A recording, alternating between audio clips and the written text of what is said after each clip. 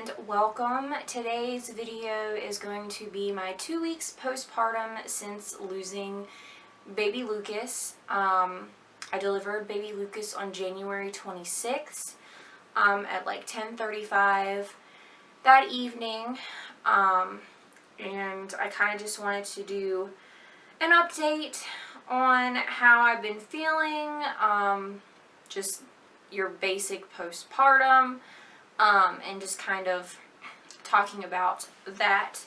The postpartum part might be a little TMI, but I mean, so starting with physically, postpartum has been pretty easy.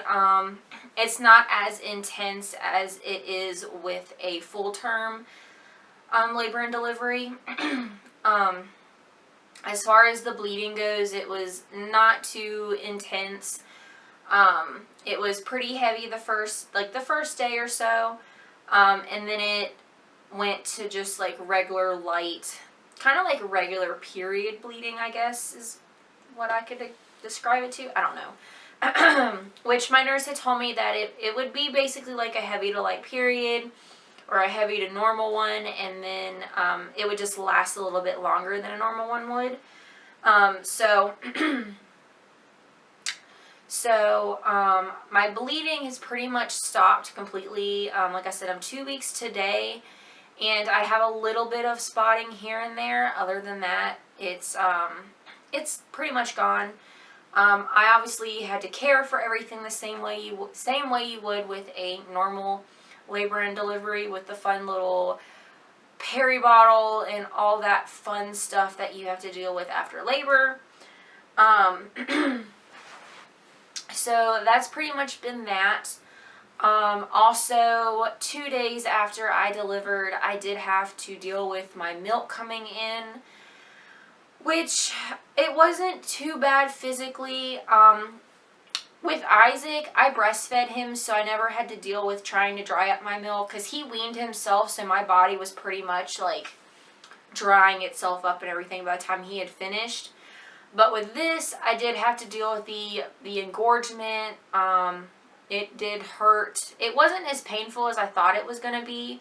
It was pretty uncomfortable. They got pretty big, and they were like rocks, and it was a very annoying having to wear a bra 24/7. But I think emotionally it was harder, just because it's like, it's kind of a cruel joke for your body to be producing milk for a baby and you don't have that baby. So it sucks. The emotional part of it was probably the hardest thing. Physically, the engorgement only lasted about 2 or 3 days. Then it went down, and then I would say within a week it was completely dried up. Like, I feel completely back to normal. I don't have like any leaking or anything like that happening anymore, so I'm pretty sure it has dried up already. So that has been that. Now, emotionally, and how I have been dealing with the loss of baby Lucas, I feel like I've been okay. It hits me in waves still. I have good days and I have bad days. From the very beginning, when we first came home, was probably the hardest. We came home Saturday, and that night Dustin had to go back to work. So that was our first night home after everything had happened, and then I ended up being home alone that night, like all night long, because he was working night shift. I mean, obviously I had Isaac, but once Isaac had went to bed and then Dustin had left, it was just me kind of there with my thoughts, and that was pretty difficult. I basically cried all night. I went through the stuff that I had from the hospital. We were given quite a bit of stuff. Just like little remembrance things and like pamphlets and all that kind of stuff. And so the first night was really rough, and then I ended up not going to church Sunday. I was not ready to be around people, so I skipped that. Tuesday, following everything, I started to develop anxiety. I will say that anxiety has been the hardest thing, well, the biggest thing that I have been dealing with since losing him. It started about Tuesday. My chest would start feeling real tight and like heavy, like someone was sitting on my chest. It wasn't too intense then. It was like bearable, I guess. I noticed what was triggering it whenever I would think about what had happened, or if I would look at pictures, because I do have pictures of him. Sometimes I would start feeling that tightness in my chest, and then it's also was triggered by being alone, mostly just by like Dustin when he would have to go to work, and like him being at work, it would trigger it. So it wasn't, like I said, it wasn't too intense. I had my first like social outing that following Thursday, or like that same week, that Thursday. And I went and had lunch with my pastor and his wife, which they're pretty much family. But I went out to lunch with them, and I survived that first outing. I was anxious leading up to it just because the anxiety is triggered by going out in public and being around people. Because I was so far along, everyone knew I was pregnant. You could tell I was pregnant. My stomach had popped out. I had a baby bump. And so when I think about going out in public and having to explain what happened, that triggers it. Just because, like, I feel like when I don't like uncomfortable, like, situations, and I'm not one of those people where I really like all of the attention on me. And with something like this is like a big bomb. This is not a bomb that I want to drop on somebody. And, like, thinking about that, like, makes me really anxious. And so yeah, I just don't like to drop bombs like that on people out in public, because like it's an awkward conversation, like, because people, they're gonna feel sorry, and like I get that, but I don't like when people are like, when they want to like hug on me and like kind of like be all teary and boo-hooey, I guess. I don't know, that's just not how I deal with things. And it just makes me uncomfortable when people do that to me. Does that make sense? I don't know. I grieve differently than a lot of people do. Like, that is not the kind of energy that I need. I'm more of a, like, let me just be as positive as I can be during this time so I can get through this. So yeah, that's the biggest thing why I don't like going out in public right now. If that makes sense. I kind of just went on a tangent. Anyways, so I survived that outing. Now Friday, I did have my first panic attack, which I didn't know that's what it was at the time. So I woke up that morning and my chest was hurting, and it was like a dull ache. It was different than what I had been feeling all week. And then I kind of just went through the day because it wasn't anything too serious, I felt like.